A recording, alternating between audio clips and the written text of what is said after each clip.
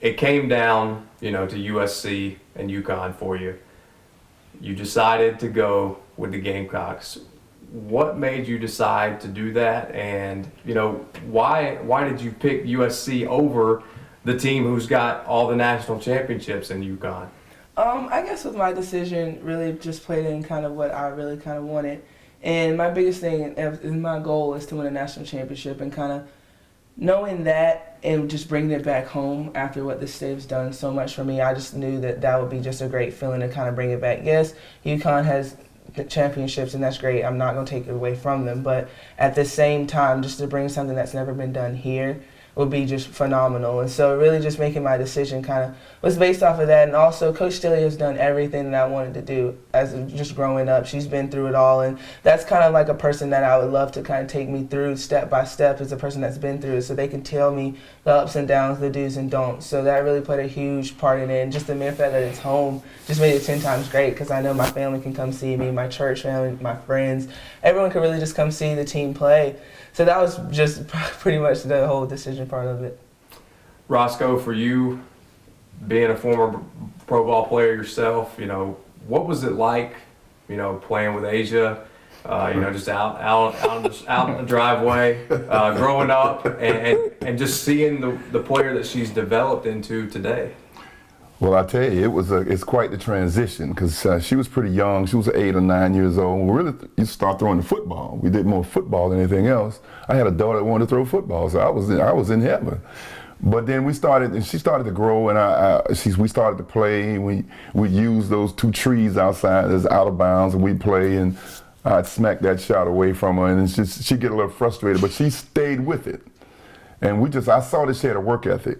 So then we just got into the gym. We just started to working and doing some pretty involved, putting in some serious work, weights and drills that she just loved to death. And but yeah, I saw a change, and I saw a potential, great potential there from what I'd seen, and I sort of trained her how I was trained. Just you want to handle the ball, you want to be able to do a number of things, be multifaceted. Didn't want to be pigeonholed in any way. So, and she sort of grew up with that handling the ball was just another part of what you do anyway in basketball. So obviously you were the mom throughout all of this, and keeping A'ja grounded, I'm sure, was very important to you. How were you able to kind of keep her from being overwhelmed by that whole process of her making her college decision? Well, it actually was easy. A'ja has always been a mild-mannered, even-tempered young lady. I think the outside world, with the hype and everything surrounding her decision and what she was going to do, I think that's where it all came from. But as far as A'ja is concerned, she's always been mild-mannered, and I think that has a lot to do with the way that she was raised. I mean, Roscoe's side of the family, my side of the family, our church family, all came together as a village, and even friends came together as a village to make sure that she understood that these are talents that you have been given by God. All these things that you are coming into, it's a reason behind all of it, and that she knew and understood that it was a blessing. It's all a blessing, and we made sure that she understood that. And I think that's how she's managed to get to where she is now, because she recognizes that it's all a blessing. You've obviously not had a bad start to your freshman year. Did you think 4 times now you'd be SEC Freshman of the Week, and did you think that you would have so much success so early on in your career? I mean, it's crazy. It really is, like my mom said, it really is a blessing. And I just give it all to my teammates. They kind of helped me step by step. And with this Freshman of the Week, I couldn't have done it without them. So I just give it all to them and the coaching staff for kind of taking me in and understanding and showing me things that I need to do to get the job done. And so really it just gives it all to them, because without them I would probably be one lost freshman, because my mind just kind of rolls, because I'm kind of getting adjusted still. Transition from high school to college is not the easiest, so really with them, they really helped me out a lot. Roscoe, what have you seen during A'ja's first year so far that you've been impressed with, and what kind of advice have you been given to her as she continues to grow? Well, from training her, and then she's going out there, what's amazing about it, that she does the things we worked on, and that just blows me away, that those things that we worked so hard on, and I see things that we do that we worked on that she did in the game. The Duke putback was a drill. That's a drill we worked on, putting that ball back up strong. And so I am elated watching her and always trying to be cool. You know, I'm trying to sit up there and be cool, but I can't do it. I'm just jumping and screaming because that's my baby girl, you know. So she's out there playing, and I see where Coach Staley has put in her part of training her on little things that just for this game, you have to know a lot of other things that, you know, we didn't work on because she was in high school. So these nuances that come into the game, I see that she's picked up on it. And last night I saw she brought the ball up the court, and I knew a girl was coming up behind her to steal the ball. So she immediately got in front of the girl so the girl couldn't take the ball from her. So I said, well, all right, now there we go. That's good. Because, you know, before she wouldn't know to do that because just was not a part of the learning. So I am very proud of the things she's learning, how she's doing. You know, I'm saying it now, so that means I can't say anything to her later as I'm telling her all this stuff. But she's done well. I mean, I am so proud of her. God has blessed me with a daughter that plays very well and a good person. My daddy always said, you know, no matter A'ja, no matter how popular you get, always be a what? Great person. A great person. Be a good person first. So those are the kind of things that I feel good about. Is just the basketball. I knew she was going to do well because she worked hard. We put in the time, 9, 10 o'clock at night after homework. So I knew that was going to, she's thinking about those times, but I knew that was going to pay off for her later on. She didn't like it at the time, but she understood there were sacrifices you had to make. You can't always go out, you know, you can't always go to parties and go to concerts and hang out with your friends because you got to get that rest. And I had to stay on about it.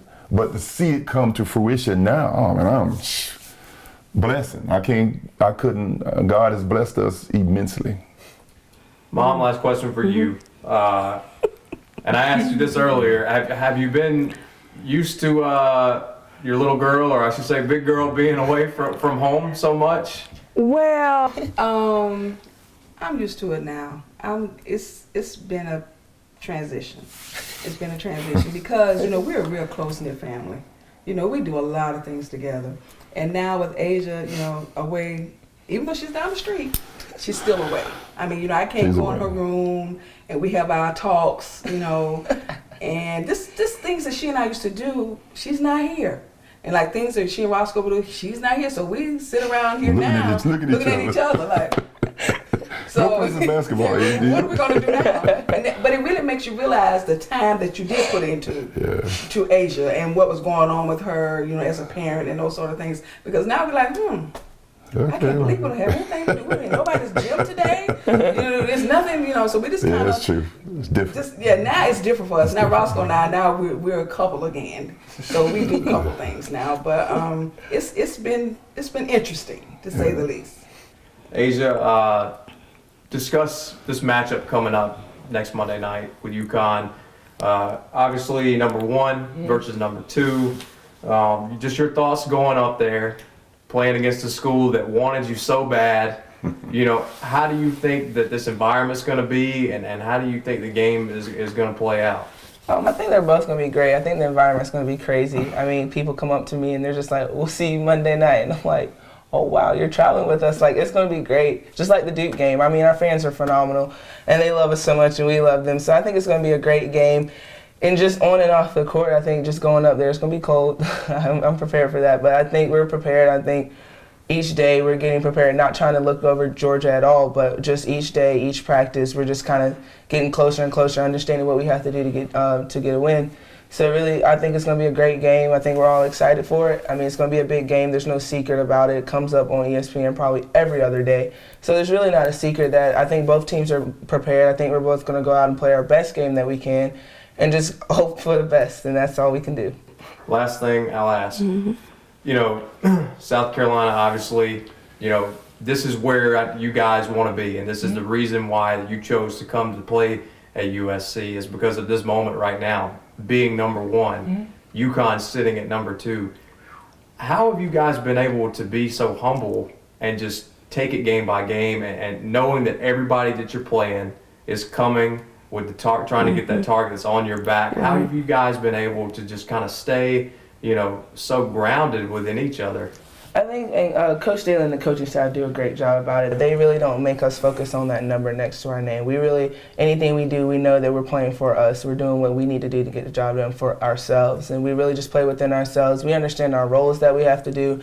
And we're just all trying to come together as a team, game by game, practice by practice. So we're really taking it in stride. We're not looking too far ahead, but we're just looking at what's in front of us and what we have to do to get the job done in front of us. And so really, that is a blessing to be number one. I mean, it's something that we work really, really hard for. We have from preseason. We've been working really hard for it, and it's great to have that number by us. But at the same time, we know that teams are going to come out playing their best game possible against us, and we don't have time to slack off at anything that we do. So we understand that it's going to be tough. We're going to have our tough days. But we just have to get through it because that's what kind of teams that have that number by their name has to go through. So I think we're prepared.